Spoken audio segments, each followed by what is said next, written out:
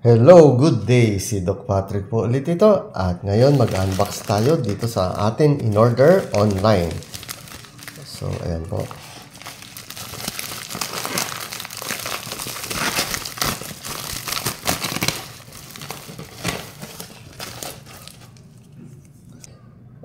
So, okay, isa siyang high-speed dental handpiece. So, tignan natin itong loob. Ano ang itsura? At ito, kakaiba ito sa aking naging handpiece na high-speed.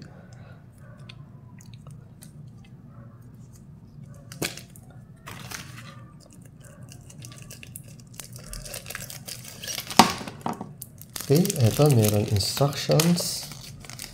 At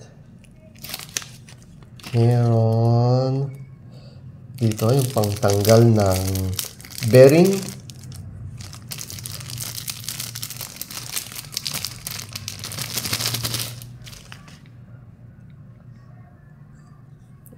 So, dito natin ilalagay.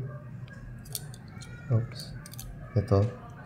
If ever sira na yung bearing, pwedeng palitan, tanggalin yan, at ma-replace natin ng panibagong bearing. Okay, so ito, naka-cover para hindi pasukan ng mga dumi, mga debris. Maaari mag-stuck dito kasi masyadong maliliit yung mga hose niya. At dito meron rin. So ito is pang sundot. Dito yan.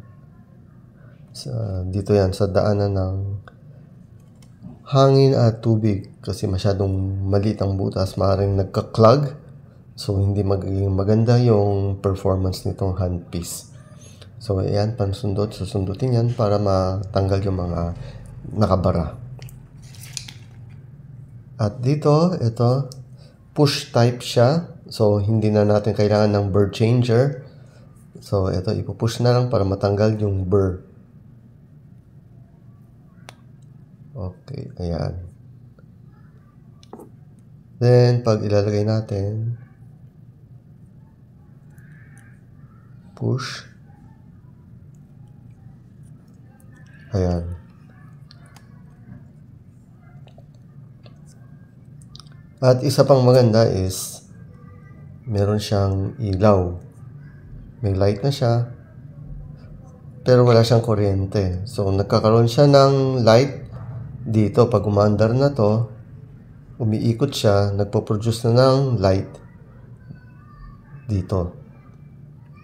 So, ayan guys, i-try natin. Tignan natin kung maganda ito at kung maliwanag ang ilaw nitong high-speed handpiece.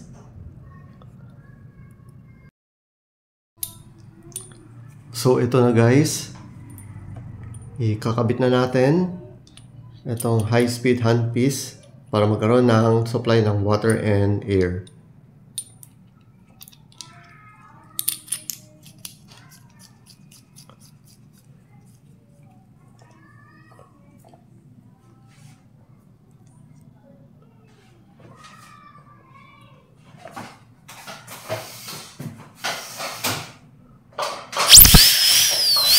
So, ayan guys.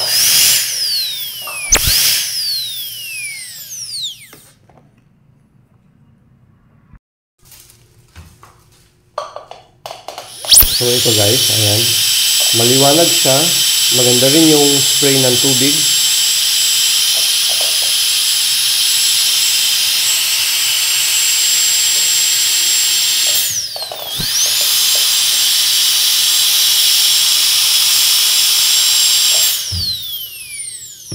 Okay, tignan natin dito sa cast.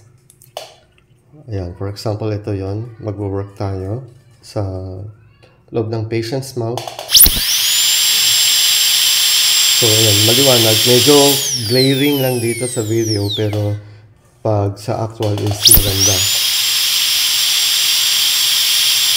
Ayan. Ayan, kung mag-work tayo sa loob, lalo na pag dating dito sa mga bandang likod ng ngipin. So, kailangan natin meron sufficient light para makita natin yung mga dapat natin gawin.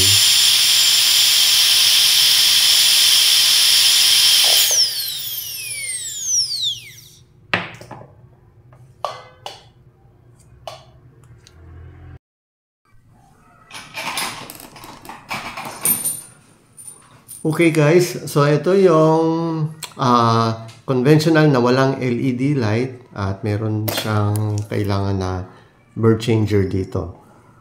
So ito papakita lang natin.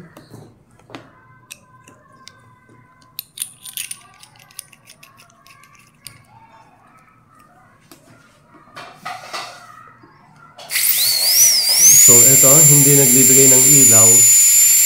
Pero dito, gusto ko rin ito dahil dito naman tayo nasanay sa walang LED light at meron bird changer.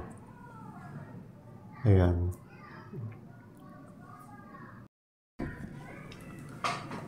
So ganito yun, paglagay. Ayan. Then, kailangan natin higpitan using this bird changer. Ayan.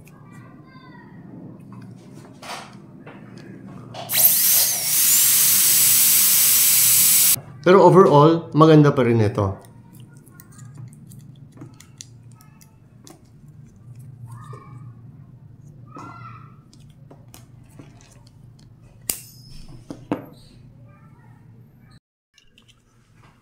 So, sa shape naman ng handpiece, so ayan, ito may light, ito yung wala. So, halos pareho lang naman yung kanyang shape.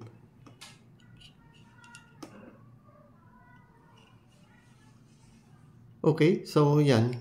Halos hindi naman ako maninibago sa paggamit nitong bagong handpiece.